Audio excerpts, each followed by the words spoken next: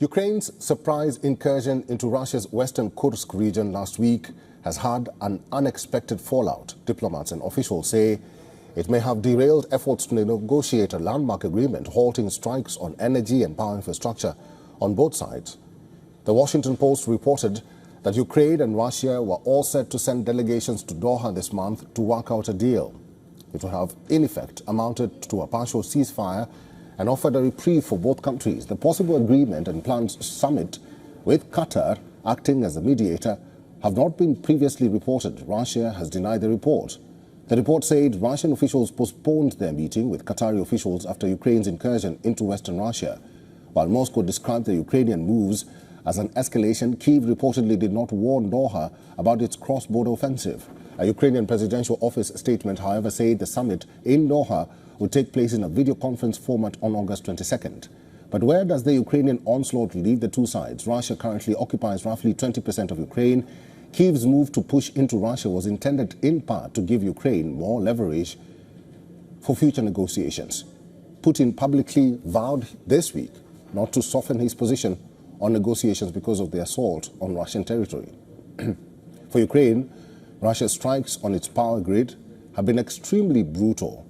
Daily life for Ukrainians who live far from the front line has been disrupted by blackouts that can last hours. More bombardment could leave civilians without power for hours each day during the frigid winter months. But analysts have expressed skepticism that Ukrainian forces can maintain control of the Russian territory. Moscow has continued to make gains in eastern Ukraine's Donetsk region. More significantly, it has not diverted troops from there to defend the new Ukrainian assault. So while Kyiv may have hoped for an improved potential negotiating position with the land grab, the likelihood of imminent peace talks appears diminished, and with it, also the chance to reduce the hardship for Ukrainians as the winter approaches.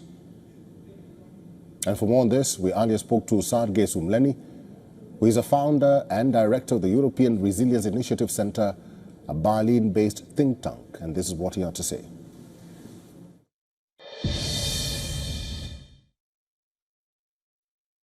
Yeah, when you go through Sumy or in this city, you see a lot of buildings being damaged. And yesterday, when we arrived to Sumy in the morning, there was a direct hit in the center of the city, just a few hundred meters from here, with a Russian ballistic missile. And that is the problem, because Sumy is not far from the border. It's just like 40 kilometers from the Russian border. Now the effective buffer zone on another side of the border, where Ukrainian troops control territory, is another, let me say, 20 kilometers into deep. But it's still it's 70 kilometers, 50 kilometers, and it's not enough distance for Ukrainian air defense to intercept Russian ballistic missiles. That is what Russians were used in Sumy, but not only here, also in Kharkiv, which is also only 40 kilometers from the border. For all the latest news, download the WION app and subscribe to our YouTube channel.